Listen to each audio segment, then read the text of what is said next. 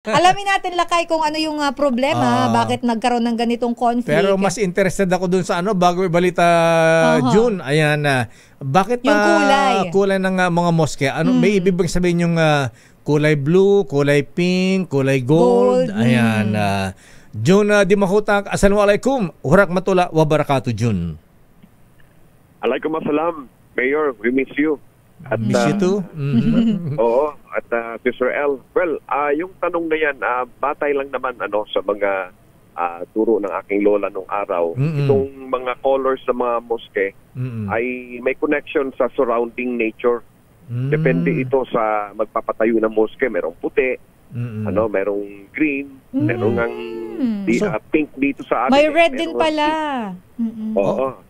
Naalala ko yung pink, di ba? Yung buong building, kulay pink. Sino nga ba nagpatayo niya? Sa may Maguindanao ba yan, June? Si Mayor Dimaucom, Mayor, yung pumanaw na si Mayor Sam Dimaucom. Ito ay tinayo dyan sa may Datu Saudi Ampatuan Municipality. At siya yung nito, bigay ng color na pink. No? So, siguro yan ang yun ang favorite color ni Mrs. Ayan. Marahil Mayor, lalaki naman yun si Bonto Mayor Dimaucom Okay. So ito ay but ang official color talaga ng Islam is golden. Gold talaga. Golden. But in Islam belief, meron lang talagang paniniwala na Indian na sa langit ay nakasuot lahat ng color green ang mga tao doon sa langit. Kulay green. May ganung paniniwala. Bakit kulay green? Sa Catholic, di ba, puti naman, di ba? Catholic, puti. Mayor, lang ito, kumbaga parang nagko-connect lang siguro ito sa ating environment and then sa paradise, ayan. Paradise. Nakita ko dito parang nakalagay paradise and symbolizes life, fertility, paradise, and renewal in Islam. Ayun. Yan siya. Yan ang official color ng UBJP ng BARM ngayon. Yung color green na yan. Color green. Aba, parang Duterte Nagkataon lang daw Lakay. Nagkataon lang ba? Then mapansin niyo Mayor Israel, meron ding color blue na moske. So ito ay naman, nagpapahayag na ito ng halimbawa yung mensahe ng depth of the universe, yung kailaliman ng universe, yun ang mensahe. So may kanya-kanyang definition ng mga colors na ito. Para bang feng shui na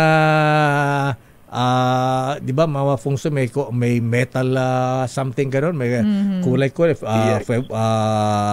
maswerteng kulay, mga ganyan. More on pala symbolism pala kasi Lakay yung sa Islam. Kasi pag nung ginugol ko yung kulay blue naman pala, nagsisimbolize siya ng divine, heaven, and protection. Ayun. Tapos yung red, power, strength, and passion, but can also represent love, fire, war, and blood. Yun pala yun. So, meron ding mga na-mention na color sa hadith. Yung official na mention dito is yung color white, red, green, black, and yellow. Kasi ito daw yung attire ni Prophet Muhammad sallallahu alaihi wasallam, na kapag siya ay nakipagdigma ay ito yung kanyang mga suot, either white, red, green, black, or yellow. Oo, tama Jun, dahil yung green daw strongly associated with the Prophet Muhammad. Yun ang color niya, si Prophet Muhammad. Yes. At least na-educate tayo. Ayan. Okay, maraming salamat June, the future imam.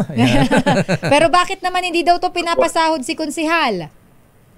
Ay alam nyo, itong isang 2022 elected municipal councilor sa bayan ng Talitay, Maguindanao del Norte, na si Talitay Councilor Ahmad Jamadel, ay dumulog sa DZRH dahil sa umunoy hindi siya binigyan ng kanyang sahod bilang municipal councilor mula sa taong 2022 hanggang 2025. Si municipal councilor Ahmad Jamadel ay muling nanalo sa katatapos na eleksyon bilang municipal councilor under UBJP ticket sa bayan ng Talitay. At ang kanyang kinababahala ngayon ay baka hindi pa rin siya masasahuran sa pagkakataong ito kung kaya't tumulog na siya kung kani-kanino upang matulungan sa kanyang claim, at kabilang na tayo sa DZRH na nilapitan niya.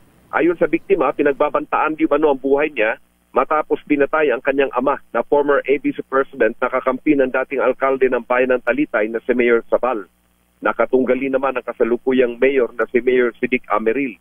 Sa pahayag ni Councilor Jamadel, minsan na siya nagpa-assist sa Talitay PNP upang mabigyang proteksyon sa attempt niyang pumasok ng bayan ng Talitay upang magsilbi. Subalit, nakatanggap umano siya ng intel report na may nag-aabang na armado sa kanyang pagpasok sa bayan ng Talitay dahilan na hindi na siya tumuloy.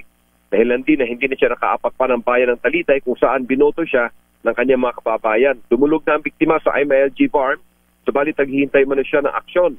Ngayon wala pa ring aksyon at dumulog na rin siya sa Ombudsman, Mindanao, subalit inabutan na uli ng panibagong eleksyon at nanalo pa uli, wala pa ring aksyon ang Ombudsman.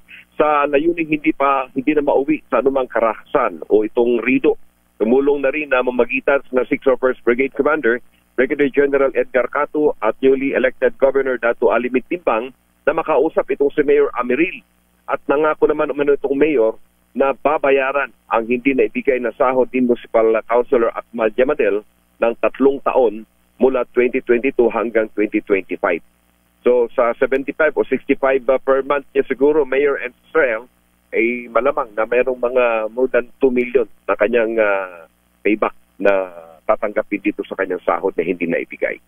Yan ang ating patuloy na mga updates mula sa Mindanao, RH19, June Dimakutak, DZRH, una sa Pilipinas, una sa Pilipino. Maraming salamat, June Dimakutak. Assalamualaikum warahmatullahi wabarakatuh.